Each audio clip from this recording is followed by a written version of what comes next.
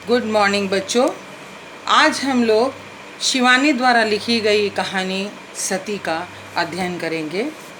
इस कहानी में 4 महिलाओं की कहानी का वर्णन है। एक रेल के डिब्बे के अंतर्गत क्या क्या घटित होता है इसका वर्णन लेखिका ने किया है। प्रयाग की ये कहानी है। प्रयाग में अर्धकुंभ का मेला लगा हुआ है और पूरा स्टेशन लोगों की खचाखच भीड़ से भरी हुई है। गाड़ी ठसाठस भरी हुई है। स्टेशन पर तीर्थयात्रियों का उफान सा दिख रहा है। माघ का महीना है। माघ के महीने की पुण्यतिथि, अर्धकुंभ का मेला और प्रयाग स्टेशन। शिवानी ने रिजर्वेशन स्लिप में अपना नाम ढूंढा तो उसे बहुत तसल्ली हुई कि और उसमें 3 महिलाओं की ही सूची में नाम है, बल्कि उसमें पुरुष सहयात्री नहीं है, क्योंकि उसे पुरुष की नासिका गर्जन से बहुत ही परेशानी हुआ करती थी। 2 महिलाएं तो आ चुकी थी, जिसमें एक महाराष्ट्र और पंजाबी महिला थी।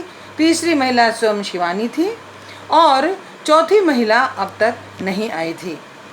एक दिन के लिए ही लेखिका बाहर जा रही थी, इसलिए उनके पास एक छोटा सा बटुआ था और आसपास में उस डिब्बे में बहुत सारे सामान बिखरे पड़े हुए थे। भारी भरकम सूटकेस, स्टील के बक्स, मेरू पर्वत जैसे होल्डॉल सब रखे हुए थे और ये चटपट और इनके साथ ऐसा था कि इन सामानों को देख करके इन्हें काफ़ी संतोष की सांस लेती हैं और कहती हैं कि अपने मन में सोचते हैं कि अच्छा है बहुत कम सामान के साथ में चलना, कि चटपट कहीं भी चढ़ गए और चटपट कहीं भी उतर गए, और ना ही कुलियों की उपालंब सुननी पड़ती है कि इतने पैसे दिए उतने पैसे दिए, ना ही सहयात्रियों की ये अवहेलना सहनी पड़ती है प्रत्येक और लेकिन महाराष्ट्री महिला ने ऐसे इतने सामान लाए थे कि उसको देखकर ऐसा लग रहा था जैसे पहले से ही इनको सामान रखने के लिए स्थान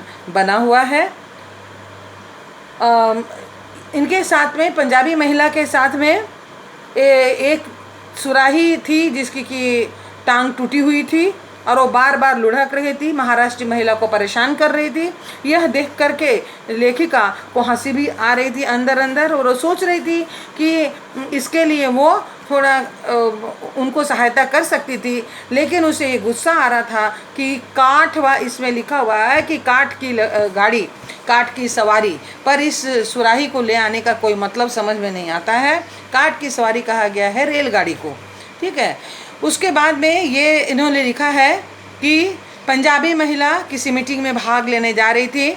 उनके साथ में मोटी सी फाइल थी, बीच बीच में खोल करके वो उनके आंकड़ों को पहाड़ों की तरह रट लिया करती थी।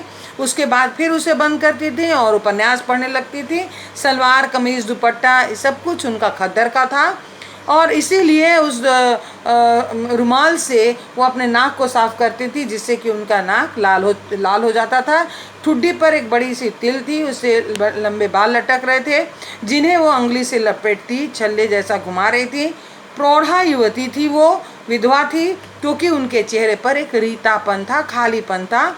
जीवन के उल्लास के एक आध रेखा उन्हें मुझे ढूंढने से भी नहीं मिली, यानी लेखिका को।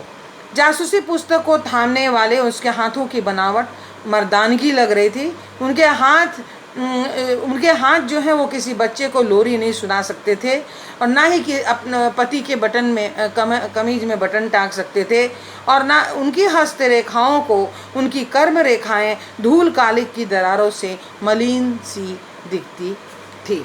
आज इतना ही बच्चों।